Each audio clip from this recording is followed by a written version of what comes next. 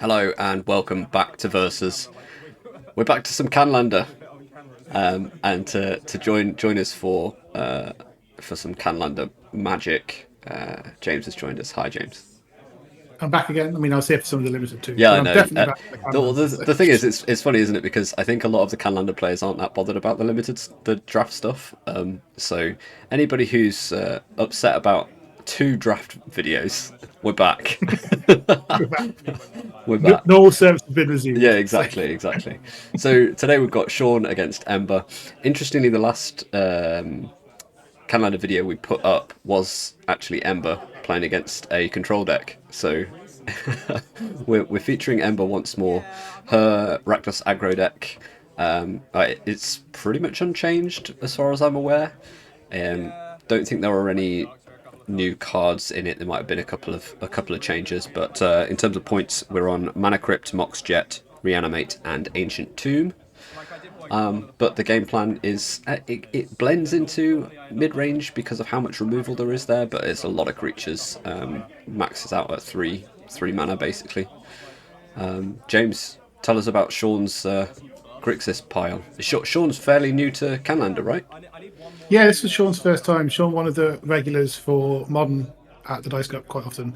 But as some people have done recently, maybe decided that Modern is not in the best spot. So trying out some new formats, Canlander, in my opinion, obviously far superior to Modern. So great to have him down, enjoying it. And he's decided to start off with just kind of a bit of a Grixis pile. It's Grixis Control with some just fun mid-range elements, just a bunch of Grixis cards that he likes. I think he took some decks from online and just kind of tweaked it himself just to get a bit more preference for what he's liked. Love it. Points for Sean are 3 each on Mox Sapphire and Mox Jet, and then a bunch of good spread of 1 point in cards with True Nemesis, Psychic Frog, Dig Through Time, and Treasure Cruise. One really cool thing that he's also done is tweak the mana base a little bit. So there's quite a lot of basics in here relative to a lot of decks to try and get some use out of some of the back to basics Blood Moon style of effects, which Wow, is Grixis little, pile maybe a little using greedy in that. But yeah, yeah. Grixis pile using Blood Moon effects and Harbinger. That's pretty cool. We do have a So yeah, direct this is feud already a basic swamp. straight away. Yeah. I mean, we're also aware that Ember does play Blood Moon in her list, so this is kind of like text to play around that. Yeah, I imagine it's much easier for Ember to play around a Blood Moon than it is, I would Oh yeah, imagine, for a for sure. 3. What I mean is, Sean doesn't get wrecked by Blood Moon as much No, as most Grixis controls decks probably would. no, exactly. So yeah, just it's always fun to see more players coming down, new people trying out the format. So always excited to get them on. Did quite well, I think, on this first one, if memory serves as well. So congrats to him. Yeah, no, lovely. I mean, modern players are good players, right? That's my assumption. Mainly because I've never touched the format. So if I ain't got a clue, everybody else must be great at it. Oh, no. Well, good. This is a really scary 2-drop. That at one point maybe you want to try and build Mardu Knights because it says whenever a knight. I think it's still this is where you, as you mentioned, Ember's deck verges a little bit away from pure aggro into the mid range. She's definitely slowed the deck down a bit to give it more staying power. But We did know that there was a remand there, so we kind of expected it. I would have. Yeah, having I seen would the have hand said, on turn yeah. one. Yeah, it's one of those cases of, well, whatever you're doing on 2 and 2, I'm remanding it unless it's completely pointless to do so. Yeah. We know that we're going to have to play a turn behind, but I'm not going to not do anything. Yeah, exactly. Interesting commercial district there as part of Ember's Rakdos Aggro. I'm not sure what that adds, especially in the Blood Moon list, but I'm sure she's got a reason. What's anything in the deck list? I wouldn't be surprised if it were just access to an additional Surveil land. Right, okay. I know that I remember Ember saying at one point, I wasn't sure how serious she was, but saying that she wishes she had access to more than just one. So it could well be that. Just a little bit of value. I don't see any of the obvious includes, but a lot of the obvious includes that want you to get extra colours actually sit in white, so aren't that helpful? They've got Is there a death right? prismatic ending and leyline bindings and stuff. I don't know if there's others. But... Is there a death right shaman? That's a good question. Yes. Oh no, that's the wrong list. But yes, there's a death right shaman in both of these deck lists. So that is a good shout. Right. Good shout. See, I'm a pro now. Less than a year of watching and playing Canlander, already got these. Well, good job. Thank you, thank you. I do try. I love Emperor of Bones. Emperor of Bones is a really cool card. Scary pressure. Get some ETBs back. Graveyard hate your opponent. The number of times I've cast this and just exiled a recall or something, even when there's creatures in the bin. It's just so situationally useful. Ember's definitely just going with the here's a 2-drop that's really good. Oh, you counter it? Okay. Well, I'll kill it. Here's another 2-drop that's really good. Yeah. So I don't think either of these lists have got any cards from Dragonstorm. I've been really enjoying playing Dragonstorm. Been keeping an eye out on some of the cards that we'd kind of put our fingers on at pre-release to thinking might be Canlander playable. Interestingly, none of these lists, neither of these lists are using any. No. I'll be interested to see whether that's just because we don't have access to them or because we've decided that they're not good enough. It's definitely a lot of the best cards that I think of when I think of it. The two that immediately spring to mind are both white, so wouldn't fit in very well here. Yeah. There's the Grand Abolisher that attacks for 3. The one I can't remember what it's called. The Voice of Victory. Voice of Victory. That is definitely. I've played that. I have that in my current deck that I'm running, and I know a lot of people have been excited about it. Yep. Also, the Dragon, the Clarion Conqueror. I'm quite high on that. Both of those seeing play just as kind of hate pieces. Flying Collector Roof. Yeah, exactly. We have randomly. Our meta has shifted from lots of mid-range to quite a lot of combo over the last couple of weeks, which was not what I was expecting. So I think it's really good that that's happened, because there's been a lot of complaints about the combo decks are just winning every week. So if you can't beat them, just join them and see if you can combo off faster than them. But what that means is that my mono black anti-combo anti-control deck may well come into its prime again. Time to bring back mono black price, is that what we're saying? Yeah, exactly. That's what I'm thinking. Tamiyo comes down, very scary card. We're just going to get rid of it straight away. With a snuff out. Looks like Ember again. Ember's using the removal to kind of just clear the way. Yeah, like you were saying, that's an excellent use of a blood and a detective. I'd love to see that. That's fantastic. Snuff out adding 4 mana value into the bin for no cost as well is a really nice bit of synergy there. There's been lots of hand attacks, remember, just trying to pick apart what Sean's doing. Sean not really being able to commit to the board very much. And yeah, here is, as we said, the Detective's Phoenix coming back. And this is starting to be a real clock. I know it wasn't the most aggressive of starts, remember, with the remand and some removal. But there's quite a lot of damage on board now. Yeah, sometimes you just got to hope or wait for Control to run out of resources. And it seems like that's starting to happen now. But like you said, the hand attack's really important. Yeah, hand attacks are really important kit to have for black deck. That's one of the really my cat's just come to help. I think one of the other points to make, though, is that you mentioned about the number of basics that Sean's playing. We've only got 1 blue source at the moment, and that looks like it might be hurting him. Yes, quite possibly. There is a lot more blue in the deck than other colours, like the ratio of lands. I think there's 9 basic islands and just 2 each of the other 2. So I could definitely see that being a point of problem, especially if you consider all the 1 mana blue spells, the cantrips that you want to use to keep churning through your deck. If you cast one of those and then don't get to do anything else that turn, that feels like such a waste. So it's a real risk to be like, I'll tap my 1 blue source for this preordain. I didn't hit another blue source. I now can't cast another spell. So you kind of feel like you have to be more efficient, but you're not like accelerating as much as you would like to either. So it's an interesting pain point, but he kind of is just getting stuck a bit here behind all the pressure that Ember's putting on. At least your Last of Fate might not be from the most recent set, but it's a pretty recent card, just 2 sets ago now. Well, actually, no, yeah, Foundations is 2 sets ago. God, time moves fast. New sets so quickly. 2 sets nowadays is just a couple of months, so yeah, it's fine. Don't worry about it. A point of recording like a month away from Final Fantasy. We're just talking about the new sets. Yeah, that's true. Actually, we're a fair ways in now. Yep. We're not, but 3 weeks just counts as a fair ways in. Yeah. That's crazy it. thing. So very fun if you've got a lot of time and money to spend on Magic. Yeah. I mean, I think I've said this before, but as somebody, I'm going to talk about limited again, but as somebody who really likes drafting, it's nice to be freshening things up that regularly. I don't generally spend tons of money on sealed product. I'm just drafting it, and Yeah. so really it's just like, if I'm drafting every week in person, the fact that every 2 months we've got a new set just, I don't know, keeps it fresh. It's only positive for me, and it doesn't change how much money I spend on the game. Yeah, that's cool. Positive for Ember as well. She took that game on, like I said, all that pressure just too much for Sean to deal with. What about Corey Steelcutter? Would that make its way into an aggro list like this, or does it have to be in prowess? What do you reckon? I could definitely see including it. Again, we've talked many a time about how much of an expert I am at aggressive red decks. But I think it's a really But cool for those of you who aren't English, that was sarcasm. Yep, that's pretty standard for an English person, I suppose. I can definitely see Corey Steelcutter having a cool role.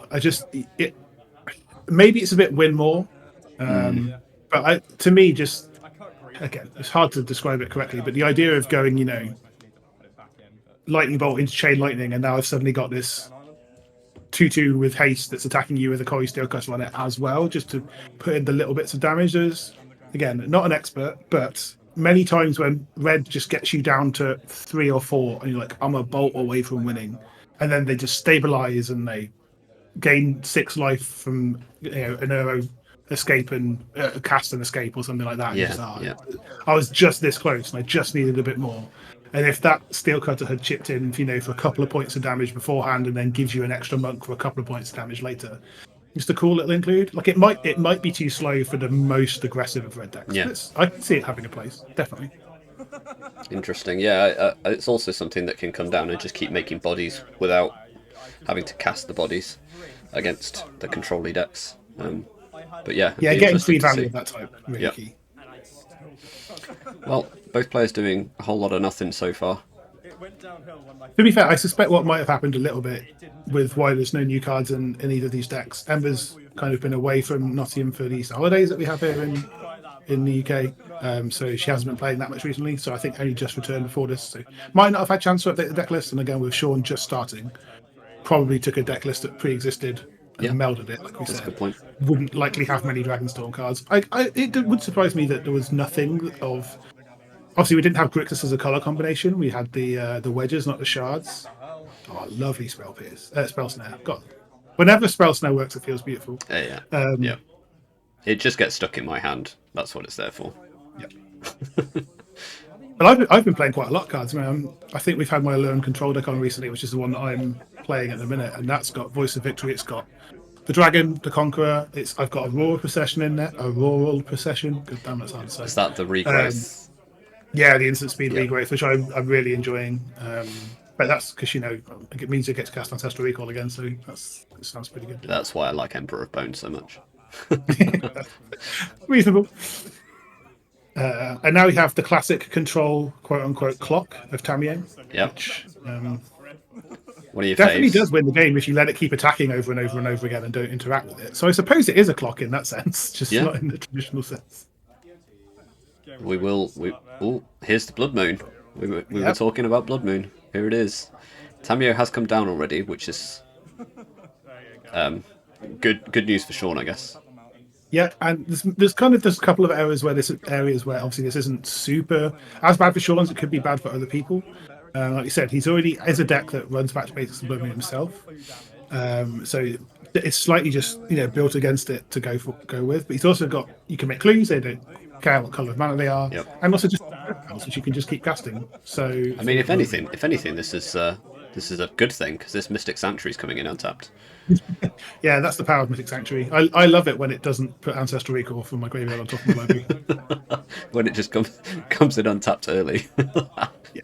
But this is, I think, the bit of the challenge for Sean is that while he has got a deck that is somewhat suited to playing those cards, like you have to set yourself up for it. Like you've got the fetches, and if you knew you had Blood Moon or Back to Basics in hand, you would obviously fetch for the correct things yourself to make it work. Yep. Whereas your default, especially if you're maybe a bit new to playing the deck or new to the format, would just be like, oh, I get an Underground Sea. I don't get to play that in many other formats. So let's just slam it. Yep.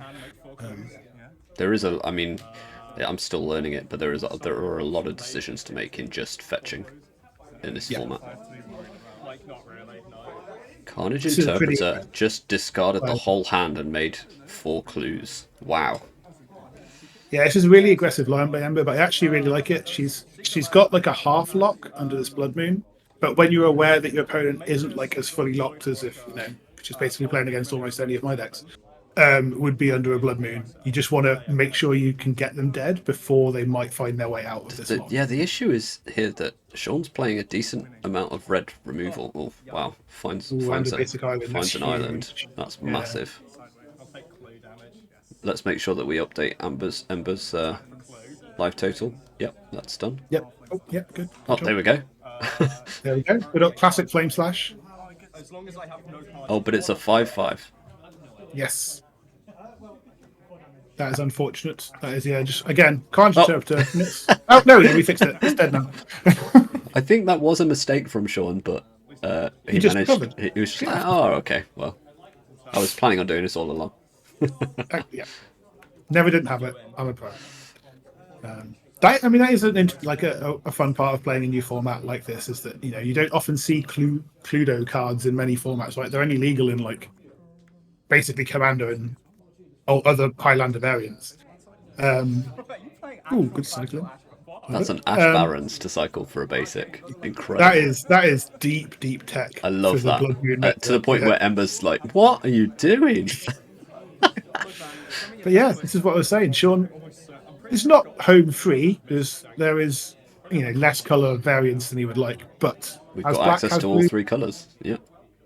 From that point of view, doesn't get double of anything but red, but still starting to pull apart. Had the key answers for the Carnage Interpreter.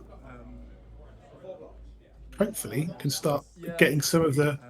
Let's say this is kind of a bit of a halfway between mid-range and control. I definitely would call it more control just because of the amount of counter spells that are in it. But just need to draw some threats. The Dreadhorde Arcanists, the Ragavans. Maybe not Ragavans at this stage, but you know what I mean. There's some of the more aggressive. I will kill you and win the game. Yeah, like you were saying, Tamiyo doesn't really do that.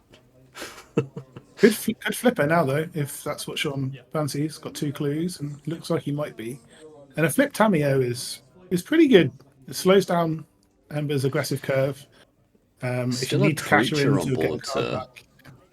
To curb her a little bit, I suppose. But I don't think the Oathsworn will trigger if Ember attacks Tamiyo. I think it has to hit a player. Okay. Let me just double check that. Yeah, combat damage to a player. Not one of the weird things in Aftermath wasn't one of the weird sets that says player or Bladeswalker on it. So. We're pondering instead of just cracking that final clue. We just want that selection. Yeah, that's fair. It's a bit less mana efficient, but the card selection is obviously really powerful. And if the main thing is getting this Tamiyo flipped, still does it. So maybe we find a fatal push. You never know. That would be lovely. But we'll get our Moonfolk Wizard put onto the opposite side. I assume this is just a tick up and pass here, probably from Sean, but in a much more stable spot this game than he was in game 1, despite the early Blood Moon from Ember. So, like I say, it's just not the worst for Sean. I've enjoyed just watching him maneuver into a position where this is a game. To be honest, yeah, it's been good. We're blitzing the Star Athlete in. Blitzing. What does this one do again? So, opponent has to you target something for your opponent to sacrifice, but they get a choice of whether or not to do so, and if they don't, they take 5 damage. Right. So, interesting about how Ember has to try and line up about if he chooses Tamiyo, if he has to choose between Tamiyo and taking the damage for Tamiyo. All right, so interesting here. Ember massively respecting that 1 black open mana, considering the decision to not crack the clue, because we're targeting Tamiyo with the sacrifice ability and also attacking Tamiyo with both creatures. This is interesting because both creatures aren't lethal. Obviously, the Star Athlete's going to be a 2/2, and the Oathsworn's going to be a 1/2. It looks like Sean took the damage there. So this Tamiyo there's nothing Ember can do to get rid of the Tamiyo. Yeah, took the damage. No way. There you go. So were they not? Was the Star Athlete getting -1/-1 from Tamiyo's ability as well? Yes, Okay. whenever a creature attacks, it's not target creature or anything. It's All right. just a So it static. wasn't actually going to kill it. No, it was only going to take it down to 1. Because you see, obviously 2 points have been taken off to get Tamiyo from 4 to 2 there. So, like, it was good, but that's part of the power of Tamiyo. Is it is one of you always talk about planeswalkers that protect themselves being Yeah. some of the more powerful, and that uptick It's is too strong. really good. It's too strong. Like the only thing we've really had close to it was a really old Jace Architect of Thought, which did the -0/-1, but that was a 4-mana planeswalker. This is a Tamiyo that's drawn you a bunch of cards and has already flipped by turn 2 or 3. Did you see that Brotherhood's End? Oh. We just Brotherhood's End to destroy all of Ember's clues that she made from the. That is a hateful play that I really respect. That was incredible. That's so cool. Yeah, you don't expect that, but wow. That's rough. Yeah, you know all those resources you just banked? They're gone. Yeah, you just discarded your hand for nothing. Well, not just. You discarded it a while ago, but you know what I mean. Yeah, Sean's starting to get a stranglehold on the game. Yeah, for just sure. needs a way to This figure it hand out. looks horrible as well. We've just got Subtlety, Brain Surge, Spell Snare, Snapcaster Mage, so anything you get rid of can be snapped. Yeah, but there's still Is that a Clique as well? Yeah, Vendilion Clique. Clique, sorry, not Clique, you were right. But That's pretty strong. But yeah, I mean, Tamiyo's the problem still. Yeah, this Tamiyo is 2 turns away from -7ing and destroying half of Sean's library, and that is almost always game over. If you let a blue deck draw half of its library. With Bowmasters now, I guess we've just got to put pressure on. Yeah, I totally get kind of why Ember's doing that. I would be looking at the fact that I know there's a Brain Surge in hand and that my opponent is potentially looking to minus this Tamiyo and just hoping to try and snipe that as a win, because I would feel quite far behind here. But you'd have to snipe it. When are you going to snipe it though? I guess you'd expect Sean to be brain surging on end step. Yes, and if you so don't you do it anything, in response, and then you get to ping Tamiyo quite a bit. Yeah, I think that would have been better. Bowmasters on the bottom is interesting as well. Like I really like having that Bowmasters so that if ever that Tamiyo threatens to -7, you can just be like, "No, mate, you're not doing that. That's a terrible idea." Actually, yeah, that's what we should have done, right? Although there's Spell Snare in. Spell Snares counters the... Spell Pierce in hand, I think. But actually, no, I think Spell Pierce might be what was pitched to the Subtlety. Okay. So unless there's new information, which there is, and we just, we can't quite see Sean's hand. Like if drawing that Bowmaster, Sean's going to presumably put this Tamiyo up to 8 this turn, so that he can -7 it next turn. If that Bowmaster's there, he just can't really. That's going to just go him for 30 could have been a win. damage. Yeah, I think that's a mistake. Then maybe you just keep hold of it until the Tamiyo activation. I mean, but there's also the element, I'm sure, like you say, I don't know Sean particularly well, but he plays Modern. He's played with a lot of these cards before. You assume he knows what he's doing. He's also got a Click, to be fair, which would protect from the Bowmasters if he needs to. To be fair to Ember, there was what probably wasn't any real point there where she was going to be able to... The way that it all lined up, it wasn't going to happen, was it?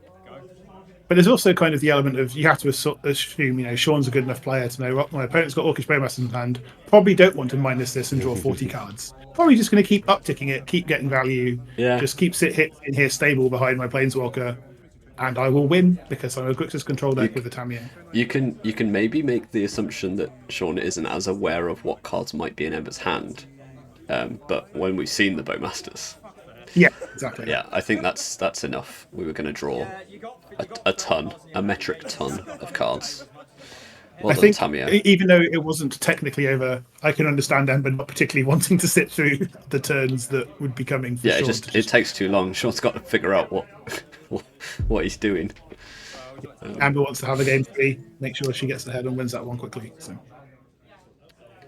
I think that is a Planeswalker role that you just concede to, pretty much. in my opinion. A lot of them do. But I always think it's funny when people are assessing Planeswalkers and go, yeah, but look at the ult. You basically win the game. Like, that's the same for like 2/3 of Planeswalkers. It's like you just win the game. Do not evaluate Planeswalkers on their ultimate. It's it's how cheap it is and how quickly you can flip it. I mean, it's a good example, right? Oko is still listed as one of the most powerful Planeswalkers. Just doesn't have an ultimate of any really. Neither does Minskin. Let's be honest. Yeah, so. But when you're upticks are basically ultimates.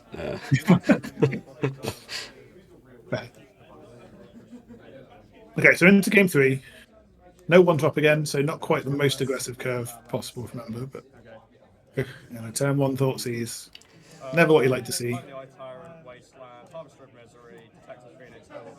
We do have a Wasteland, which is nice. We are a little threat light. I think is that a Magus of the Moon or a fear of missing out? Some of these Dustmourne style art cards are hard to tell. But Harvest of Misery is expensive. We've got the Phoenix. And it's Urborg Scavengers. I don't even know that card. It's from Aftermath. It exiles cards and gets abilities based on whatever's exiled. Oh, it's keyword. The keyword one. Yeah. So again, there's not a particularly fast clock here. Detective's Phoenix, obviously, on its own, I think is a 3-drop if memory serves. Harvester of Misery is basically a removal spell unless you're late game. Scavengers is a 3-drop. It's pretty low impact, just on turn 3 if a bunch of stuff hasn't really happened in Dismember. Useful against any control deck. A lot of control decks, like you say, do run a bunch of mid-range threats now as well. But again, not the pressure that Ember maybe would have wanted to start off. But maybe just disruptive enough that it's worth trying. And you ought to imagine something good on top if she's Raucous Theatre and not put it in the bin. Oh, there you go. Look, it's Ragavan. Right, we are actually going to have the fight off between the 2 1-drops that we've chosen for the deck images. Nice. Oh, and that's a huge... Getting rid of that Tree-Lane Nemesis forever is a big deal from Ember's point of view. Yeah, pick up the monkey, good stuff. I feel like that might be one of the most done is like, oh crap, it's my opponent's turn. I haven't picked up my monkey. Yes, yeah. There's certainly a trigger that's missed quite often. Yeah, should know this hand exactly. Dismember the only option. So, and it does look like this is just going to be dash a Ragavan, dash a Ragavan, dash a Ragavan for a few turns here from Ember. But if there's no instant speed removal from Sean or kind of interaction, that's pretty solid. It's still chipping in for damage, making you those treasures, accelerating your mana, and giving you access to potentially cool cards. Yep, and you've still got all the cards in your hand that you're not casting because you keep redashing that Ragavan. So so it's a reasonable spot if maybe Ragavan is still a good card. That is such a very crazy and outlandish idea, but I think it probably is. I'm just going all in on the sarcasm this week, apparently. Yeah. No, I'm on board. Yeah, cool. So not considering response. Oh, hey, that's nice and castable from Ember's point of view. Love casting a Preordain in the Rakdos deck. Now he's playing Grixis. Yep. And it's not one you feel bad about playing either. Sometimes you're like, oh, maybe I should play that just to get a bit of value. But Preordain, you always like, no, that's worth the treasure. Just good. Yeah. That could be anything, I do need to find a threat soon. Let's dig for one. Well, at least one that stays around a bit longer. Or no third land. I know there was third land, wasn't there? It was a wasteland. So Ember's still... At what point do you stop this monkey from just being a boomerang?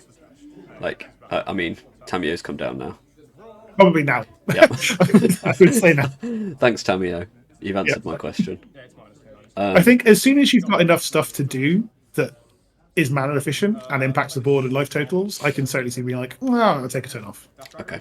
Although not now. We are. Oh, but we know that we've got the Harvester. Yeah, good line. Nice. I mean, still got to make them use it, I guess. That did eat up some resources there. I suppose you've got to get rid of. You've got to stop Ragavan. Yeah. I wonder whether there was an argument for not blocking, but there's a back to basics though. Okay, now we're both doing it. Look. Yeah, and this is again back to basics, looking better than it often. If I know Ember was prepping for a Blood Moon in game 2, but Oh, nice. Gets the red source though off the Arid Mason. So that's a really clutch. Yeah, back Well, to basics, not quite as good as a Blood Moon, is it? no, in general, no. Although it can be pretty solid in a bunch of scenarios. You know, I mean, it just mean that like Ember's able to fetch there for a yes, basic. exactly. Yeah. Yeah, this is an interesting duel. The fact that Sean only has one color of mana here is rough. He really needs some. Yeah, that's sad. This is starting to swing quite a long way away from him now. But that either of those removal spends will deal with this stupid monkey if he can just be able to cast them. But in the interim as well, the Ragavan dashing to get treasures is helping him get around. The Ragavan is attacking and getting the treasures. Whoa, that's a psychic frog. Oh, she's one treasure off. Ember needs a land. She has Oh, the she's land. got one. She's got one. That's amazing. Oh dear. This is that's a huge hit. Stealing a 2-mana pointed card off your opponent's library is a massive. That's a real big one for her. All right. But Sean's found removal for it though, so we're okay. so off for a Badlands here, I'd imagine. Well, it just need to be able to untap it. That's crazy. Because back to Yeah. basics. Yeah, I suppose that's probably better than just having access to both colours. If you know you're going to snap off a removal spell either way, that does make much more sense. It's just that you don't have the decision points later. You can tell I'm not great around decision points about not having access to multicolored Yeah, lands. just get all the multicolored lands. Yeah. We'll find an answer for our own back to basics eventually. Yeah. He did have to pay 3 life for a land and is doing so again here, but will only get to use it once, despite the fact that it only makes one colour. Wow, yeah. Which is a little sad. But, oh, here we go. We've reached the. Well, No, we're not. Just giving it We're haste still anyway, hasting correct? Ragnar. This is Yeah. it's a flying monkey. Oh dear. I always forget you can do that part of the Titan's Phoenix from hand.